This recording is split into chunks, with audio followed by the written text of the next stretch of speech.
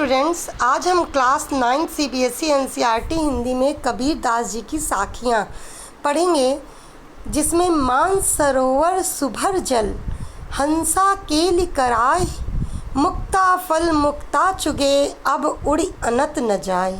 अर्थात स्वच्छ मन रूपी स्वच्छ सरोवर में यानी स्वच्छ तालाब में जो कि सुभर माने अच्छी प्रकार से पूरी प्रकार से भरा हुआ है, पूरित है, उसमें हंस रूपी आत्मा केली कराई माने क्रीड़ा करती है, खेलती है और मुक्ति रूपी मोती को चूमती हुई अब उड़ कर कहीं जाने की इच्छा नहीं करती। अर्थात जब मन स्वच्छ होता है तो जो आत्मा रूपी हंस है वो यहीं पर निवास करता है, हमारे मन में ही विद्यमान होता है, बल्कि वो कहीं और जाने की इच्छा नहीं करता। इन पद्यों में कबीर दास जी ने ईश्वर के प्रति श्रद्धा, भक्ति और सहज भाव से ईश्वर की आराधना और ईश्वर पर समर्पण भाव अभिव्यक्त किया है। प्रेमी ढूंढत मैं फिरूं, प्रेमी मिले न कोई, प्रेमी को प्रेमी मिले सब विष अमृत होई। इसमें कबीरदास जी कहते हैं कि प्रेमी अर्थात ईश्वर का प्रेमी, ईश्वर को प्रेम करने वाला जब मैं ढूंढने जाता हूँ, यानी कि कोई भी हो जो ईश्वर का प्रेमी है, वो जब प्रेमी को ढूंढता है तो प्रेमी कोई नहीं मिलता, और जब प्रेमी को प्रेमी मिल जाता है तो सारी बुराइयाँ अच्छाई रूपी अमृत में बदल जाती हैं, सारी विष रूपी बुराइयाँ अमृत रूपी अच्छाइयों में परिवर्तित हो जाती हैं। और ज्ञान के महत्व पर प्रकाश डालते हुए कबीरदास जी कहते हैं कि हस्ती चढ़िए ज्ञान को सहज दुलीचा डारी, स्वान रूप संसार है भूकन दे झक मारी। अर्थात जो हमारा ज्ञान है, हमारा ईश्वर के प्रति ज्ञान है, हमारा आध्यात्म के प्रति ज्ञान है, उसे प्राप्त करते हुए हमें सहज भाव से मानो हाथी की सवारी करनी चाहिए। जैसे हस्ती चढ़िए ज्ञान को इसमें रूपक के माध्यम से कवि ने बताया है कि हमें ज्ञान रूपी हाथी की सवारी करनी चाहिए, और उसमें दुलीचा यानी दरी जो बिछानी चाहिए, जो आसनी बिछानी चाहिए, वो सहज भाव की होनी चाहिए। और ये संसार स्वान रूप है, यानी कि स्वान रूप का अर्थात होता है कि कुत्ते के समान बताया है संसार है, और इसमें लोग हमारी आलोचना, अवहेलना, उपेक्षाएं करते रहते हैं, हमारी सहज टिप्पणी हमारे लिए करते रहते हैं, उसके लिए हमें कभी भी परवाह नहीं करनी चाहिए। इसी प्रकार पक्ष और विपक्ष के कारण सब जग रहा पाखा पखी के कारणे सब जग रहा भुलान, निरपख होई के हरि भजे सोई संत सुजान। अर्थात पखा पखी के कारण यानी पक्ष और विपक्ष के कारण सब जग भूल जाता है, जो निष्पक्ष होकर ईश्वर का भजन करता है, यानी कि निष्पक्ष होकर यानी सभी जाति और धर्म के भेदभाव से परे रहकर जो ईश्वर का भजन करता है वही सच्चा संत कहलाने के योग्य होता है। ऊंचे कुल का जन्मिया, इसमें कबीरदास जी कहते हैं कि ऊंचे कुल में जन्म लेने से कुछ नहीं होता अगर आपकी करनी अच्छी नहीं है। ऊंचे कुल का जन्मिया जे करनी ऊंच न होए, जो करनी मतलब कर्म अच्छे ना हो।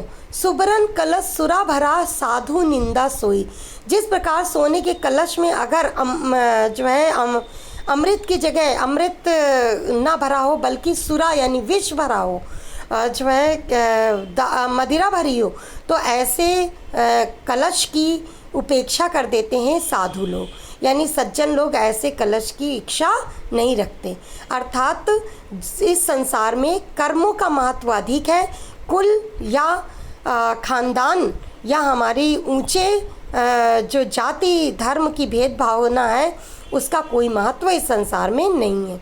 हिंदू मुआ राम कही मुसलमान खुदाई, कहे कबीर सो जीवता जो दोह के निकट न जाई। हिंदू मतलब कहना चाहते हैं कि वो धार्मिक भेदभाव से परे रहकर ईश्वर की आराधना पर विश्वास करते हैं। वो कहते हैं हिंदू जो है राम कहकर मरता है और मुसलमान खुदा कहकर मरता है।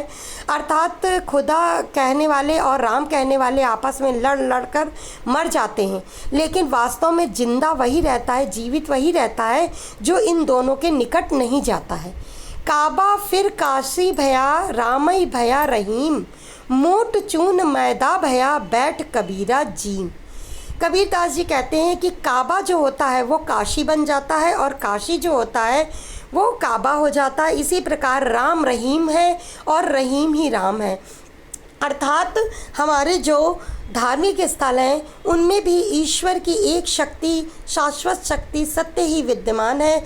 और इसी प्रकार हमारे जो धार्मिक जो नेतृत्व करता हैं वो भी हमारे सब एक ही हैं। उनमें आपस में कभी बैर नहीं होता, उनमें कभी भेदभाव नहीं होता। और जो मोटा चून होता है वही मैदा हो जाता है। मोटा चून मतलब मोटा जो रहता है जब आटा, तो वो आटा कहलाता है और जब उसी को अधिक पीस दिया जाता है। लेकिन आटा और मैदा उन दोनों के पीछे जो भाव है वो है गेहूँ। और इसी प्रकार चूने मतलब कि मोटा जब रहता है तो वो आटा हो जाता है। तो कबीरदास जी कहते हैं कि कबीरदास जी को तो जीने से मतलब है, अर्थात खाने से मतलब है, भोजन से मतलब है। उन्हें इस चीज़ से मतलब नहीं है कि वो कौन से धर्म से आ रहा है या किस जाति का है। इस तरह से वो ईश्वर की आराधना पर विश्वास करते हैं, ना कि जाति और धर्म पर।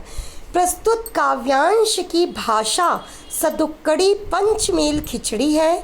इसमें शांत रस है, जगह जगह पर अनुप्रास अलंकार, रूपक अलंकार और यमक अलंकार का प्रयोग हुआ है। रूपक, यमक, अनुप्रास अलंकार का इसमें प्रयोग है। और भक्ति काल की ये कविता यानी कि ये जो साखियाँ हैं कबीरदास जी की, ये भक्ति काल की हैं। इसमें शब्द शक्ति लक्षणा और अभिधा है और इसमें शब्दावली तत्सम तद्भव देशज भाषा का प्रयोग किया गया है। धन्यवाद।